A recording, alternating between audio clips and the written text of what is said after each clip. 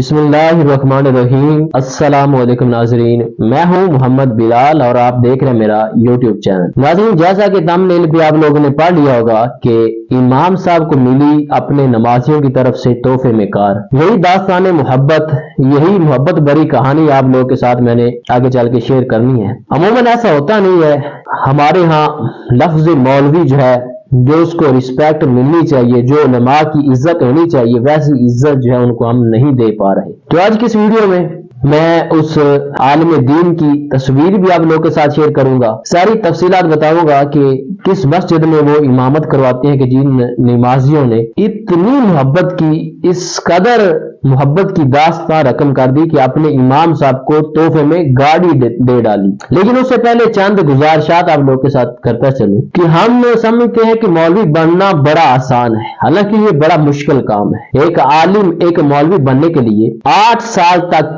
काला काला चटाइयों पे बैठ के, सफों पे बैठ के काला काला का विरद करना पड़ता है, पढ़ना पड़ता है। 8 साल के बाद बड़ी जद्दोजहद, मेहनत और मदरसों की दाल खाने के बाद फिर जाके एक आलिम बनता है, एक मौलवी बनता है। इस वक्त वो उसको सनद मिलती है ना, तो फिर क्या होता है कि वो उसको मस्जिद मिल जाती है। मस्जिद में तनख्वाह क्या लगती है जी? तनख्वाह लगती है जी 10-12 हजार, 15-20 हजार। और फिर तनख्वाह कैसे मिलती है? तनख्वाह जी फी घर में 100 रुपया 200 रुपया लगा होता है। ज्यादा ये भी होता है कि वो जो आलिम होते हैं वो अपनी तनख्वाह खुद इकट्ठी कर रहे होते हैं, लेकिन बास जगहों पे जो इंतजामिया के लोग होते हैं वो जाते हैं दरवाजे दरवाजे पे कि हम जी मौलवी साहब की तनख्वाह के पैसे लेने आए। अब तनख्वाह यकम को मिलनी होती है तो एक हफ्ता ऊपर जाके पैसे इकट्ठे होते हैं, एक हफ्ते बाद तनख्वाह मिलती है और फिर बड़े रोब से तनख्वाह दी जाती है। और जिसकी घर पे कोई नहीं ना सुनता, वो भी आके मौलवी साहब पे रोब जमा रहा होता है कि आज 1 मिनट पहले अजान दे दी, आज 1 मिनट अजान लेट दी, आज फलां नमाज पे मौलाना साहब आप नजर नहीं आए, किधर थे, जमात क्यों नहीं करवाई? भाई वो भी एक इंसान है, उसकी भी फैमिली है, उसका भी खानदान है, उसको भी कोई काम पड़ सकता है। लेकिन हम समझते कि शायद वो रोबोट है, जैसे रोबोट को नमाज का टाइम हुआ तो मसले पे रख दिया और जब नमाज पढ़ी तो उठा दिया। बड़ी मुश्किल ड्यूटी है, 5 वक्त की नमाज और वो भी टाइम पे। फिर कोई फौत हो गया, जनाजा, फिर खुतबा जुमा।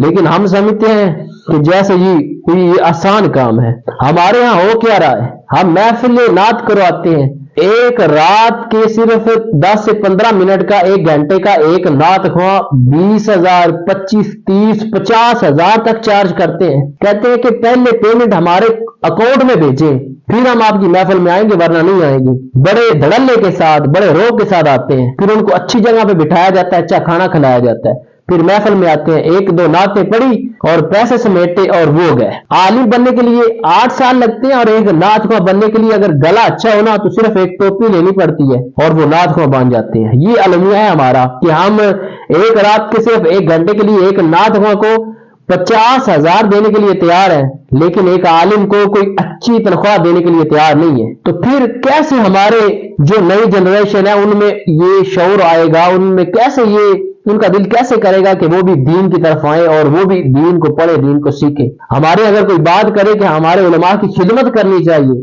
तो उसको सब कहते हैं कि ये तो पागल है, नहीं जी मौलवी तो दीन बेच रहे हैं। भाई एक बंदा दिन रात दीन की खिदमत कर रहा है, दिन रात लगा हुआ है, नमाजें पढ़ा रहा है, वो बच्चों को नाजरा पढ़ा रहा है, तर्जुमा पढ़ा रहा है, कहीं वो जनाबे वाला तैयारी कर रहा है जुमे के लिए, खुतबा जुमा दे रहा है, दिन रात उसका यही काम है। तो अगर हम किसी आलम की खिदमत करेंगे तो क्या हम दीन की खिदमत नहीं करेंगे? आजकल कुछ स्कॉलर जनाब बड़े मोटिवेशन स्पीकर बने और क्या उलमा की तौहीन जो है वो अपनी सादत समझते हैं। हालांकि हजूर नबी करीम रऊफ रहीम सल्लल्लाहु तआला अलैहि वसल्लम ने इरशाद फरमाया था कि उलमा मेरे वारिस है। हजूर ने उलमा को अपना वारिस करार दिया।